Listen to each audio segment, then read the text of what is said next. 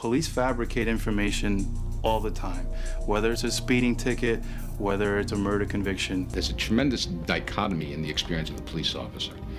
On the one hand, he feels tremendously powerless because he leaves the academy thinking he's going to make things right, he's going to make the world a better place. And if he goes to a high crime neighborhood where he's hated, he recognizes very early that there's very little he can do. A lot of the people that I worked with were on the take. These people who pay the cop are paying him because they recognize his power over them. It's the recognition of one's power that these little people are giving me gifts because they recognize that I'm a big person.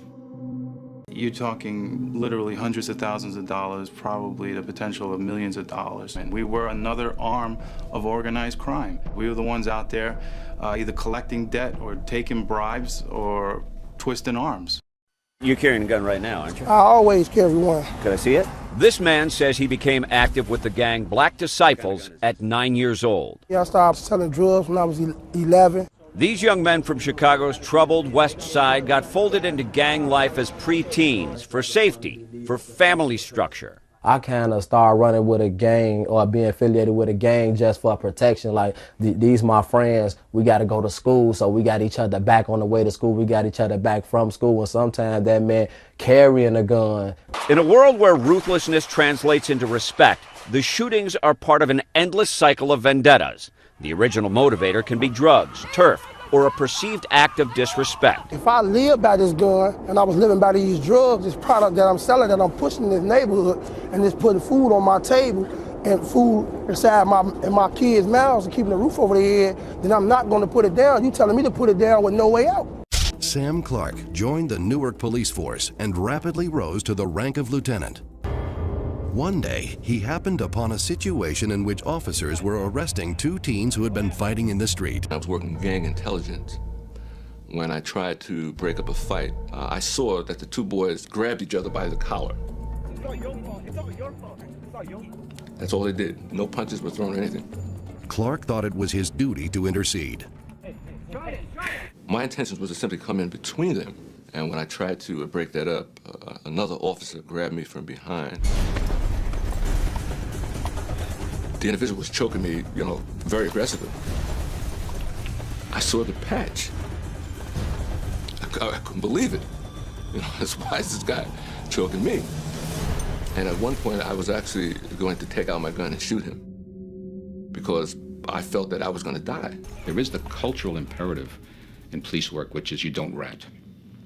If you want to keep your membership in the police fraternity, you do not give up a police officer who is breaking the rules to the police department. You don't become a traitor to your group. Surprisingly, for investigating the man who had almost killed him, Clark was given 100 days without pay. What are they serious about?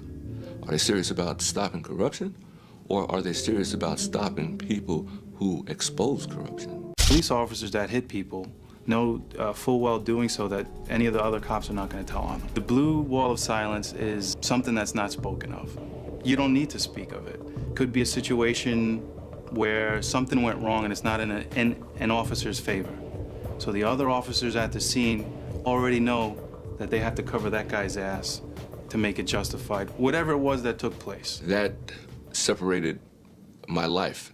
There was my life before that incident and my life after that incident. I remember clearly in my career 2 cops that I would have never thought any way, shape, or form were aggressive. And I saw both of them punch somebody in the face. And it shocked me, because I never expected that from them. Where the brutality comes from is part of the police culture. So when you're out on the street and you use brutality and you can get away with it, then you'll use it again. Police are preoccupied with respect. If you disrespect a police officer in public and make him feel humiliated, he's going to get even. What do you want to do? You want to rob the dealer, you could rob him. You want to take his dope, take his dope. You want the money, take the money. Whatever it is, it's a free-for-all. They asked him, weren't you afraid while you were doing these bad things? And he said, afraid of who? We're the police. People are supposed to be afraid of us. One of the first things you have to have is an external oversight. You can't depend on the chiefs and the deputy chiefs and the captains because they are the ones that facilitate corruption. The good cops are afraid of the bad cops. do you want to talk about? What's your problem? What do you want to talk about? What's your problem? What do you want to talk about? I want to know what your problem is. What do you want to talk about? I want to talk about what your problem is. Talk about. You want to punch me?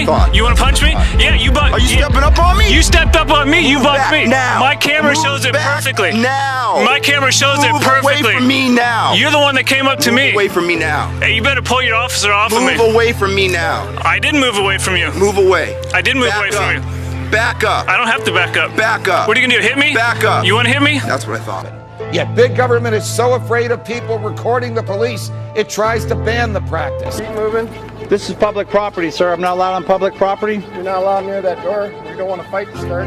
You look like you want to start a fight. Sir, as long as I've been known, nobody's ever known me to fight anybody. And you people know me. Except you hear the impression that you wanted to start a fight. Start a fight? Yes. Because I stood up for my rights? You gave him the point to the man right now.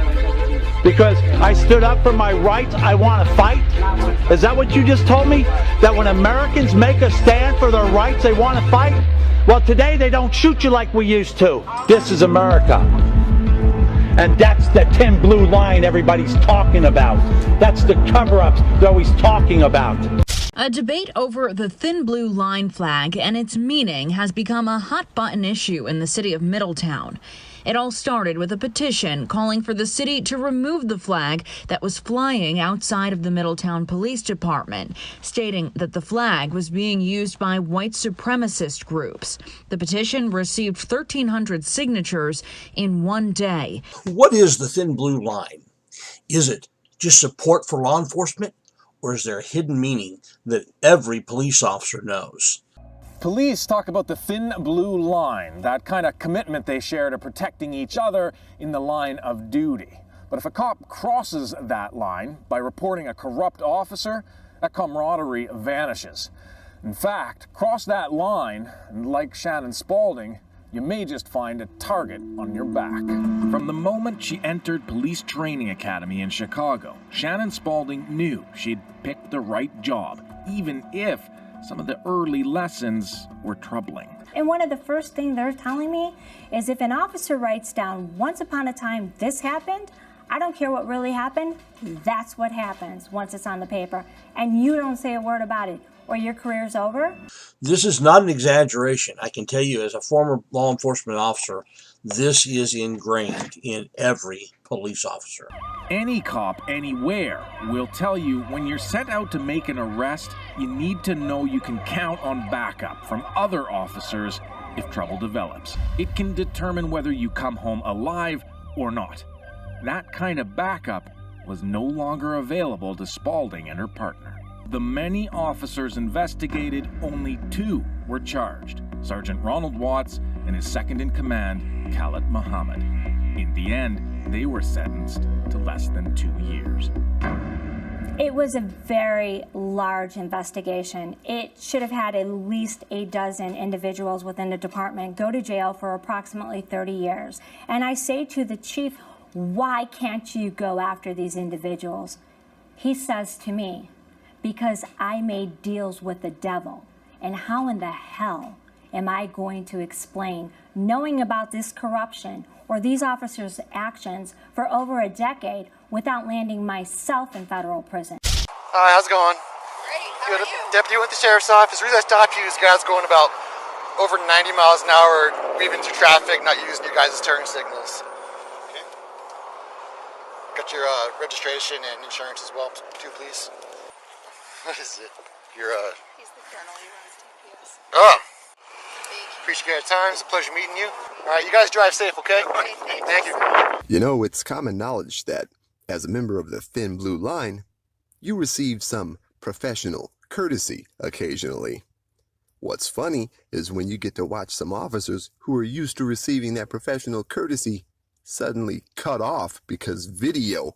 So per policy, we have to put your handcuffs around the vehicle through it. So I'm trying to understand is why you think I'm OBI? I stopped you. I could smell the odor of alcohol coming off your breath. Okay. Your words are slurred. Your eyes are bloodshot and glassy. Slurred? Yes. I'm slurred? Yes. Just put me in the fucking handcuffs. Just fucking... I know, all right? can I know, all right? I can call somebody. Either get one of your brothers from the apartment. Anyone. Anyone. So I don't have anybody. Okay. No. I cannot let someone just go to over rock. and sleep it off. That's all I ask. We're way past that point, Brian. No, we're not. Yes, we are. No, we're not. I had multiple 911 calls. No, that's why I'm saying. You wouldn't have stopped. You think I want to do this? Arrest a fellow cop? 2 hours later. Out of the vehicle! You're getting a taser. Back up. No. Taser right now if you don't get out. Go to the front of my car. Alright, so let's make a deal. Okay? What kind of deal do you want to make? A cop to a cop? That's what the deal's about. A cop to a cop? Why are you putting me in that situation? Why are you putting me in that situation? I didn't drink. Okay, that's fine. I didn't drive drunk. Okay. I had a lot going on in my life, and I said... We all have a lot going on in our lives.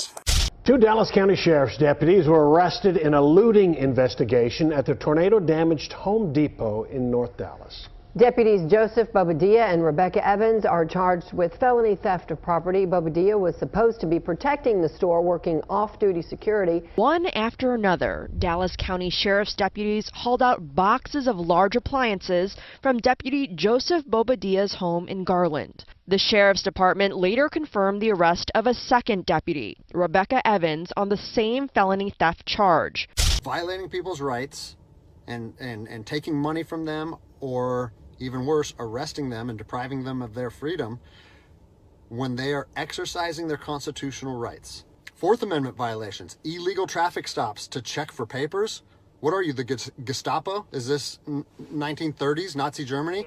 Our power that we hold as law enforcement officers, it's nothing more than a facade. It's a badge and a gun.